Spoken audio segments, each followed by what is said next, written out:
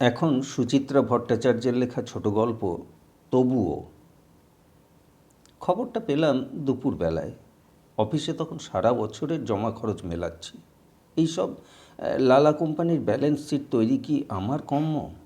চিরটাকাল আধা সরকারি অফিসে চাকরি করেছি। সেখানে বাঁধা ধরা কিছু নিয়ম কানুন ছিল, কাজকর্মের একটা ছিঁড়ি ছাঁদ ছিল। চুরি বাটপারি হতো না যে এমন নয়, তবে কাগজপত্র ঠিকঠাক রাখতে হতো সর্বদা। গড়বড় দেখলে অডিট হুড়কো মারবে। এখানে তো গরমিলই গরমিল। মালিক গণপতি বুটালিয়ার দুই লায়েক বেটা যখন তখন খামচা মেরে টাকা তোলে। অজস্র কেনাবেচাও চলছে কাঁচা টাকায়। কোনটা পাকা খাতায় ঢুকবে, কোনটা কর্পূরের মতো উবে যায়, মাথা খাটিয়ে খাটিয়ে বের করা যে কি কঠিন। তার মধ্যে আবার গাদাখানেক ভাউচার বেপাত্তা। রিটায়ারমেন্টের পর দায়ে পড়ে একটা চাকরি নিতে হয়েছে ঠিকই, কিন্তু কেন যে এমন একটা অগামার্কা সংস্থায় যোগ দিলাম। কম্পিউটারে ডেটা এন্ট্রি থামিয়ে ভাউচারের সন্ধানে উঠবো করছি। বুক পকেটে হঠাৎ ক্রিং ক্রিং। বোতাম টিপে মোবাইল কানে চাপতেই ওপারে পিস্তুত বোন দোলার গলা। বিভুদা, তুমি কি অফিসে? হ্যাঁ হ্যাঁ হ্যাঁ, পাপের বোঝা বইছি। তা হঠাৎ দুপুরে তোর ফোন? একটা খারাপ খবর আছে গো, শুনেছ কিছু? পলকের জন্য বুকটা ধরাস। বয়সের দোষ। 62-63 বছর বয়সটা এমনি। দুঃসংবাদের নাম শুনলেই হৃৎপিণ্ড চমকে ওঠে। তবে প্রাথমিক অভিঘাত সামলে নিলে খেয়াল হয় এখন আর তেমন ভয়ঙ্কর কীই বা ঘটবে। কারো মৃত্যু সে তো মাঝে মাঝেই খবর আসছে। অমুক মামা চলে গেল, তমুক পিসেমশাইয়ের প্রয়াণ ঘটল। তা ওসব সংবাদ তো এখন স্বাভাবিকের স্তরে নেমে এসেছে। তো কোনো দাদা দিদি ভাই বোনের অসুখ বিসুখের সমাচারও আসে মাঝে মাঝে, এবং তাও এখন গা সওয়া। অবশ্য আমার সংসারেও দুর্ঘটনা ঘটতে পারে, তবে সেই খবর নিশ্চয়ই পিস্তুত বোন মারফত আসবে না। অতএব আমার উদ্বেল হওয়া নিরর্থক। তবু স্বরে খানিক উৎকণ্ঠা বজায় রেখে জিজ্ঞেস করলাম, কী রে, কার কি হলো? ও, তুমি তাহলে জানো না? ক্ষণিক থেমে রইল দোলা। তারপর ইতস্তত স্বরে বলল, ভাইয়াদার হার্ট অ্যাটাক হয়েছে, ম্যাসিভ। খবরটা একেবারে অপ্রত্যাশিত। অজান্তেই স্বরতন্ত্র বেয়ে প্রশ্ন ঠিকরে এলো, কখন? আজই সকালে। বাজার থেকে ফিরেই নাকি। খুব সিরিয়াস কন্ডিশন। জেনিথ হার্ট রিসার্চে ভর্তি আছে, ইন্টেন্সিভ কেয়ারে। ওহ হ্যাঁ, শুধু একটা ও। এর বেশি আর শব্দ ফুটল না গলায়। ওপারে দোলাও নীরব। বেশ খানিকটা সময় নিয়ে বলল, আমায় সীমা বৌদি ফোন করেছিল। ওরা খুব নার্ভাস হয়ে পড়েছে। বিকেল একবার যাব ভাবছি। আমার কী বা বলার আছে, চুপ করে রইলাম। দোলা ফের বলল, অবশ্য গিয়েও তো কিছু করার নেই। তাছাড়া ওদের সাহায্য করা উচিতও নয়, যা চিজ এক একটা। তবু তবু একবার দাঁড়িয়ে আসি। এবারও রাগ কাটলাম না। দোলা ফোন কেটে দিয়েছে। পকেটে পুরলাম মোবাইল। মাথাটা কেমন ঝিমঝিম করছে হঠাৎই। একমাত্র ভাইটির সঙ্গে এখন যা সম্পর্ক, তাতে তো আমার পুরোপুরি উদাসীন থাকারই কথা। কিন্তু তেমনটা রইতে পারছি না কেন? রক্তের টান। কবেই তো পচা গলা সুতোটা ছিঁড়ে ফেলেছি। আত্মীয় মহলে ঘোষণা করে দিয়েছি, ওই হারামজাদা বেঈমান মতলবী ভাইয়ের আমি মুখ দর্শন করতে চাই না। মরলেও তাকে দেখতে যাবে না এই শর্মা। তাহলে তাহলে কেন এই চিত্তচাঞ্চল্য? সামনে গণপতি। বেটে খাটো গোলগাল লোকটা চোখ কুঁচকে তাকিয়ে একটু অবাক স্বরেই যেন বলল, কেয়া বাত হয় দত্তবাবু, তবিয়ত ঠিক আছে তো? চকিতে টান টান হলাম। হ্যাঁ হ্যাঁ হ্যাঁ, কেন কেন স্যার? না, দেখে ভাবলাম আমার অ্যাকাউন্টস কা কাম কব তক খতম হবে। হয়ে যাবে, কয়েকটা ভাউচার পাচ্ছি না। মৃন্ময়কে বলুন, ও ঢুঁড়ে দেবে, না থাকলে বানিয়ে দিবে, লেকিন দের করবেন না, মাহিনা তো ফুরিয়ে এলো। মুখ দিয়ে প্রায় বেরিয়ে যাচ্ছিল, তা আমি কি করব?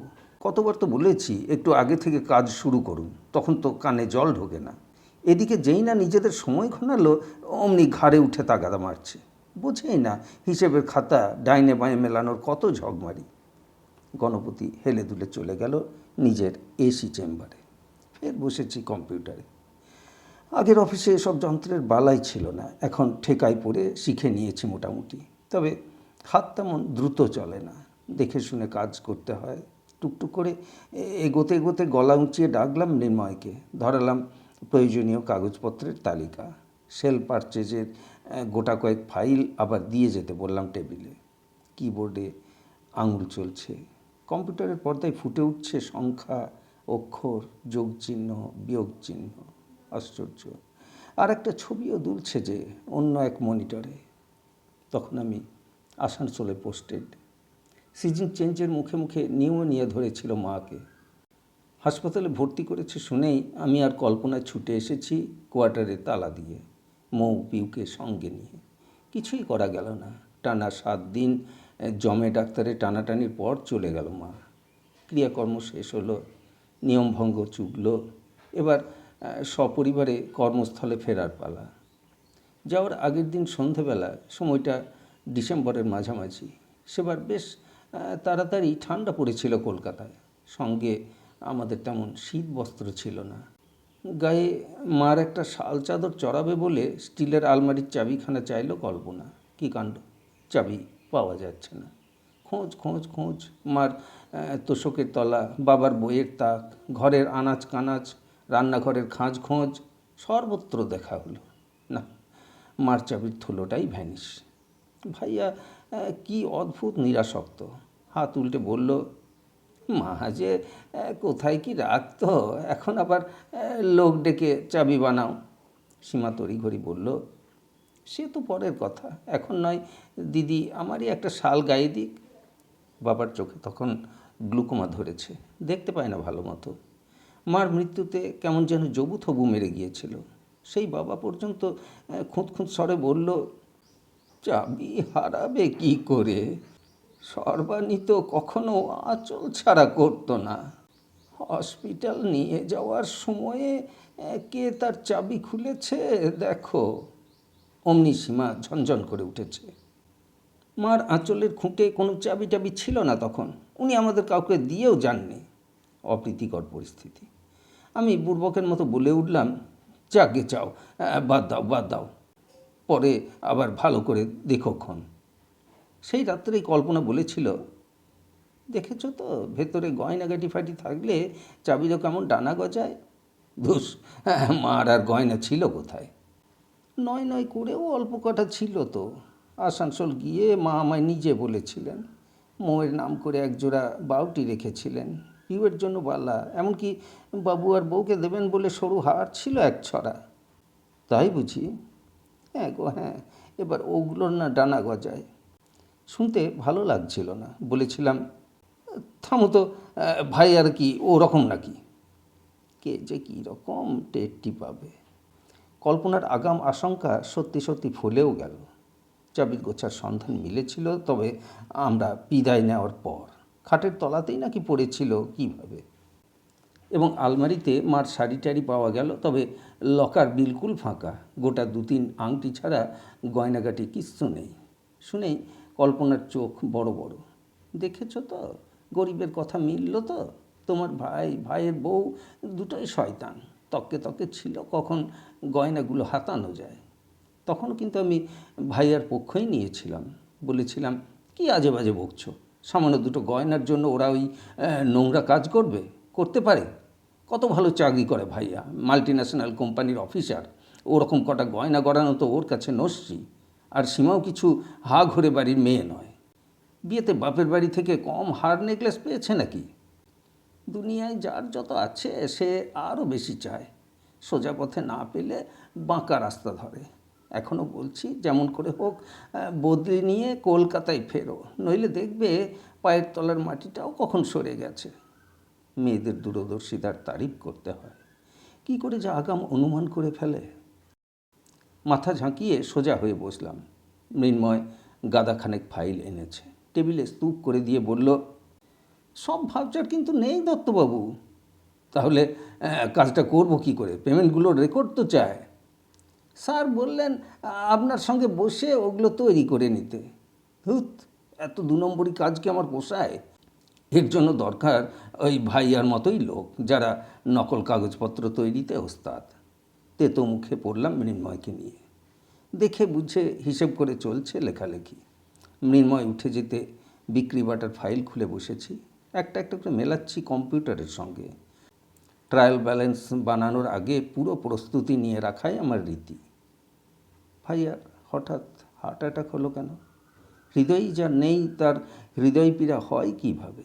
রক্তচাপ কি বেড়ে গিয়েছিল বেশি? নিয়মিত চেক আপ করাতো না? মদ খাই বলে জানি, তবে কখনো বেহেড হয়ে বাড়াবাড়ি করেছে বলে তো শুনিনি।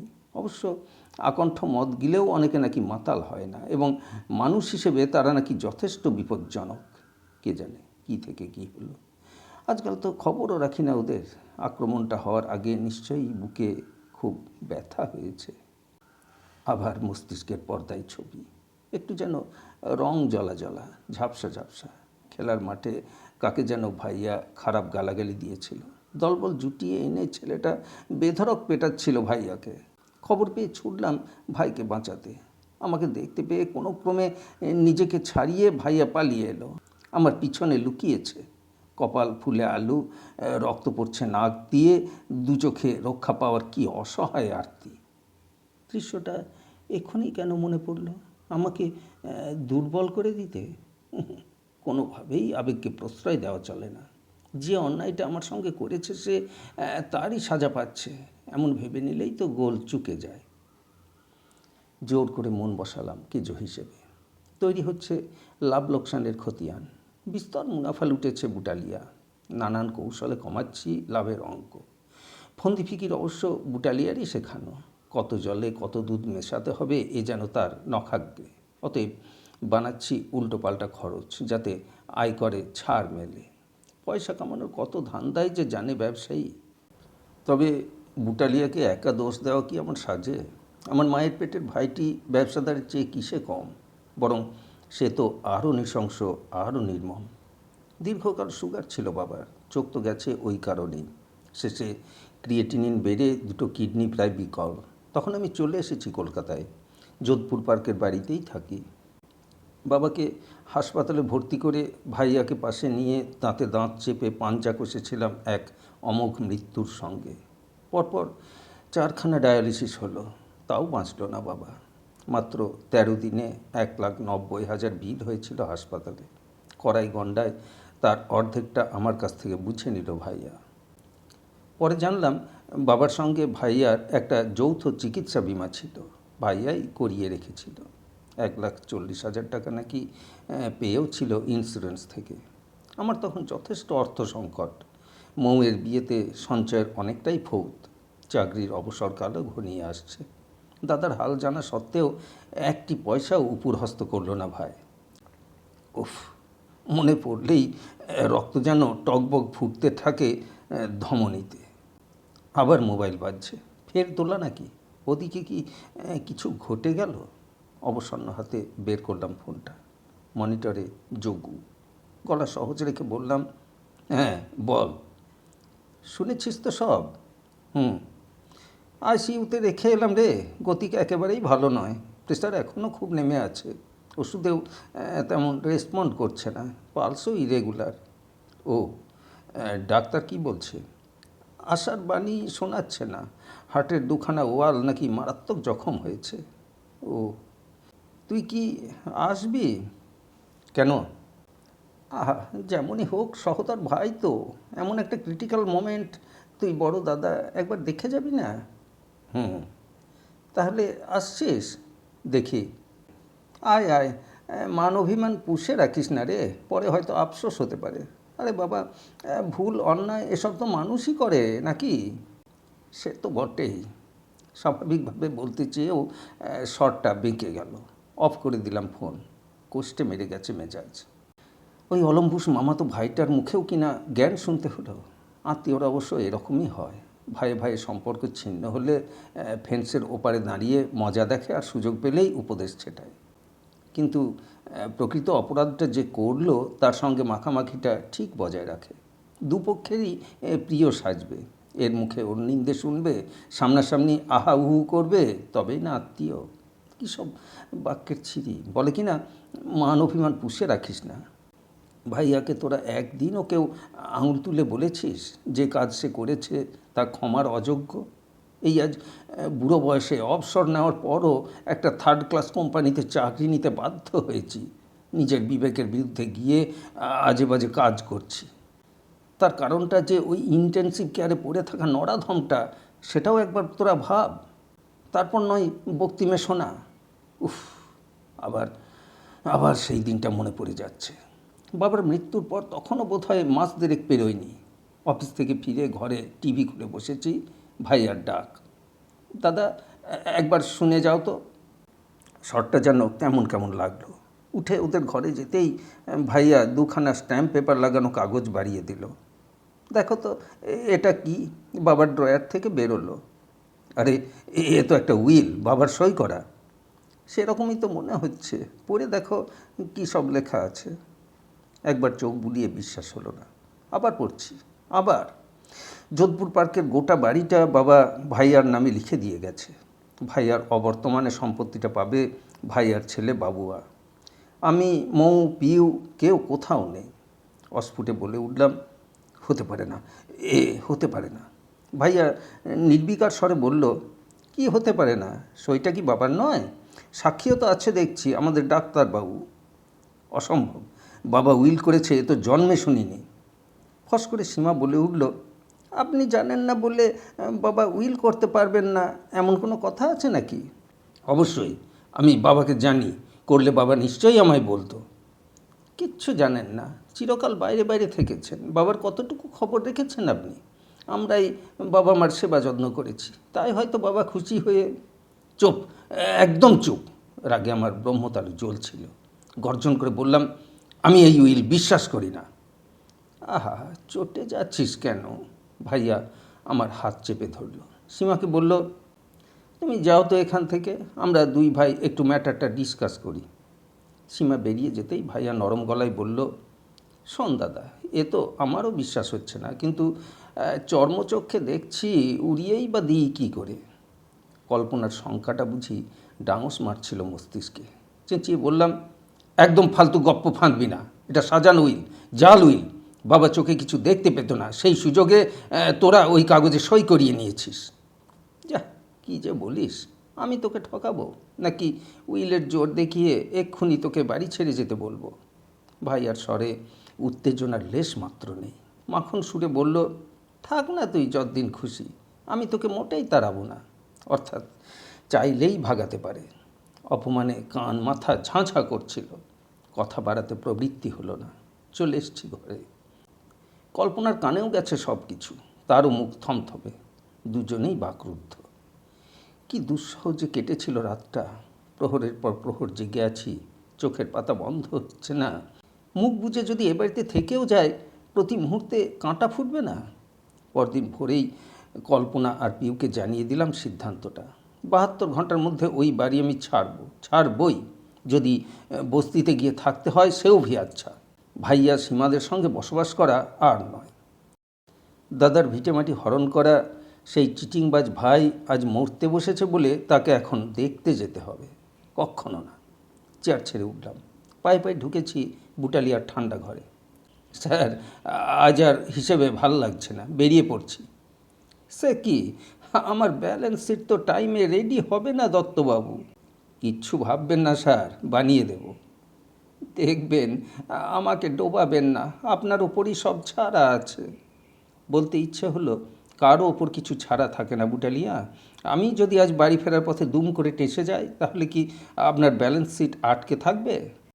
সব ওপরওয়ালার খেল। বললাম না কিছু, মাথা নেড়ে বেরিয়ে এসেছি চেম্বার থেকে। কম্পিউটার বন্ধ করে ব্যাগ ছাতা নিয়ে সোজা ফুটপাতে। বড় ক্লান্ত লাগছে। আজকাল শরীর যেন আর ধকল নিতে পারছে না।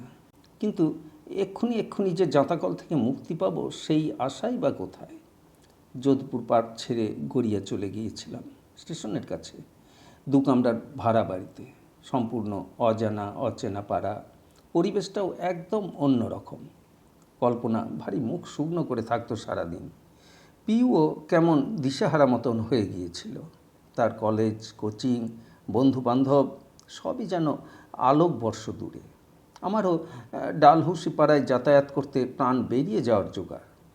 58 বছর বয়সে ট্রেনে বাদুড়ঝোলা হয়ে শিয়ালদা, সেখান থেকে হন্টন পারি আমি। মরিয়া হয়ে রিটায়ারমেন্টের মুখে মুখে ছোট একখানা ফ্ল্যাট কিনে ফেললাম চেতলায়। বাকি সঞ্চয়টুকু তো ফুরুত। ব্যাংক লোন নিতে হলো মোটা অঙ্কের। এখনও মাস মাস অনেকগুলো টাকা সুদতে হয়। পেনশনে কুলোচ্ছিল না বলে চোখ কান বুজে ফের বেরোতে হলো রোজগারে। আর কতদিন এভাবে টানতে পারবো কে জানে। পিউয়ের বিয়েটা হয়ে গেলে শেষ দায়িত্বটা নামে ঘাড় থেকে। তারপর না হয় বুড়ো বুড়ি পেটে কিল মেরেই থাকবো। সন্ধে নেমেছে অফিস পাড়ায়। মিনি বাস স্ট্যান্ডে লম্বা লাইন। তীর্থের কাক হয়ে আমিও বাসের প্রতীক্ষায়। যোগুর কথা শুনে যা মনে হলো, ভাইয়ার বাঁচার আশা কম। আমার থেকে পাক্কা 5 বছরের ছোট। তার মানে 60-এ পৌঁছতে এখনও 2-2.5 বছর বাকি। এত এত তাড়াতাড়ি চলে যাবে? একটা কিশোর মুখ মনে পড়ল আচমকা। ক্লাস 6-এ রেজাল্ট বেরিয়েছে, অঙ্কে মাত্র 12 পেয়েছে। রেজাল্ট নিয়ে বাড়ি ঢুকতে সাহস পাচ্ছে না ছেলেটা। দাদার পিছন পিছন কাঁদো কাঁদো মুখে, যেন দাদার আড়ালে থাকলেই সে আসন্ন প্রহারের হাত থেকে রেহাই পাবে। মার্কশিট দেখে অবশ্য বাবা মারধর করেনি, ভারিক্কি গলায় শুধু বলেছিল, আজ থেকে তোমার লেখাপড়ার পাঠ শেষ, এবার চায়ের দোকান ঢুকিয়ে দেব, বেয়ারার কাজ করবে। অমনি ছেলেটার মুখ কাঁচুমাচু, চোখ ছলছল করছে। সেই ছেলেটারও অন্তিম ক্ষণ ঘনিয়ে এলো। এখন ওই দাদার কি একবার যাওয়া উচিত নয় ভাইকে দেখতে? আহা, ফের সেই তুলতুলে ভাবনা।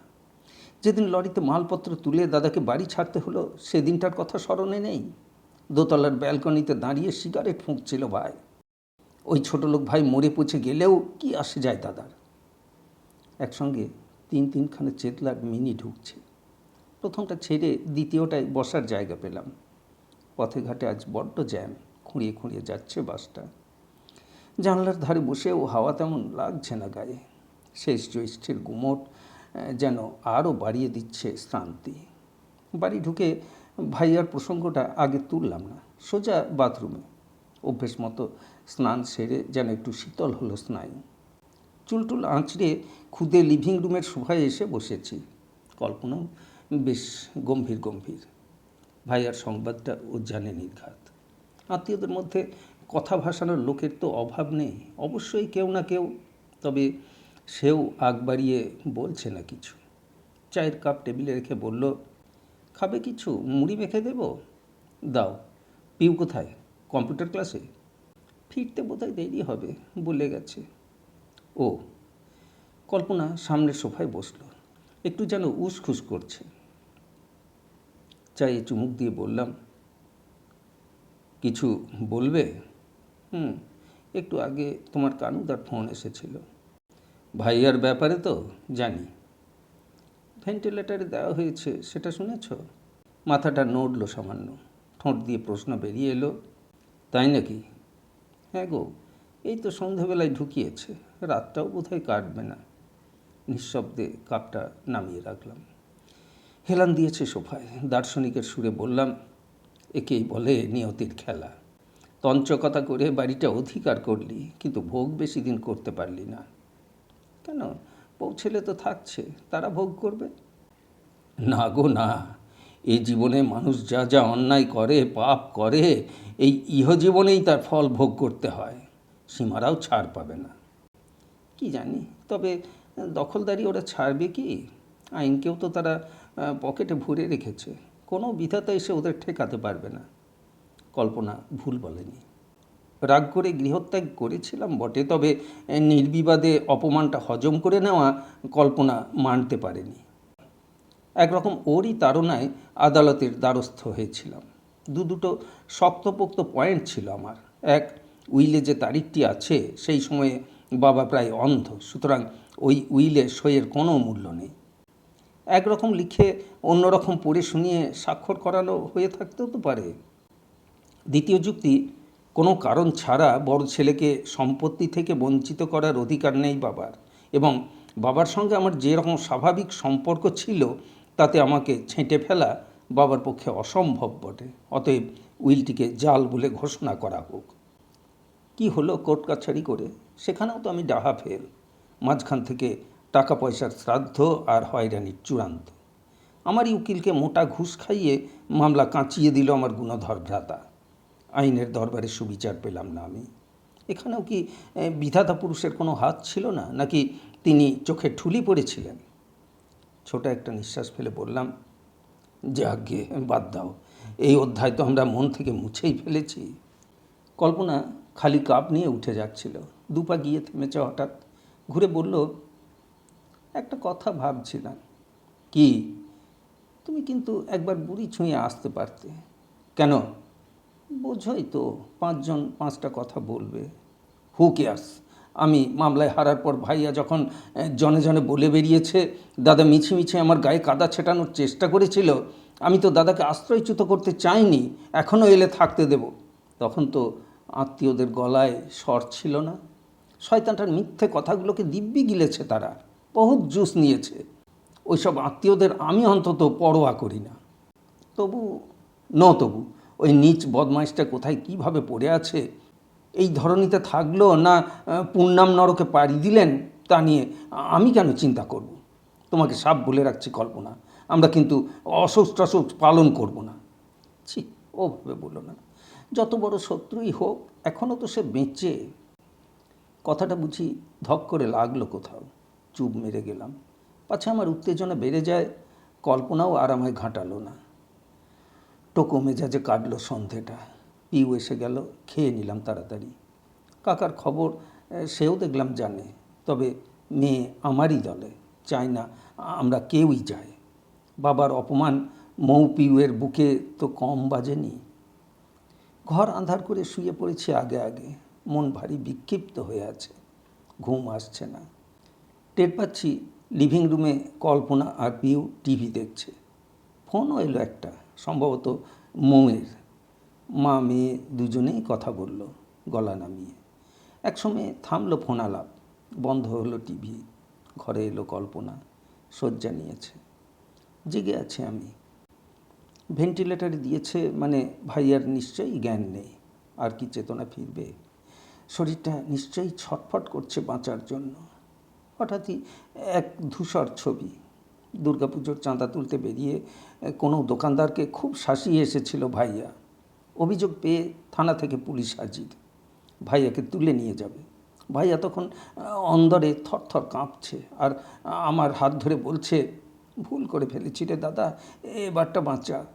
ভাইয়া কি এখন নিজের অন্যায়টা বুঝতে পারছে মরণকালে? জানি না, কিন্তু আমার সব কেমন উল্টো পাল্টা হয়ে যাচ্ছে। সম্পর্কের খতিয়ানে জমা খরচের হিসেবটা মিলছে না যেন। আমার সঙ্গে সে পদে পদে যে আচরণটা করেছে, সবটাই তো খরচ, প্রতারণা, ন্যায্য অধিকার ছিনিয়ে নেওয়া, অপমান।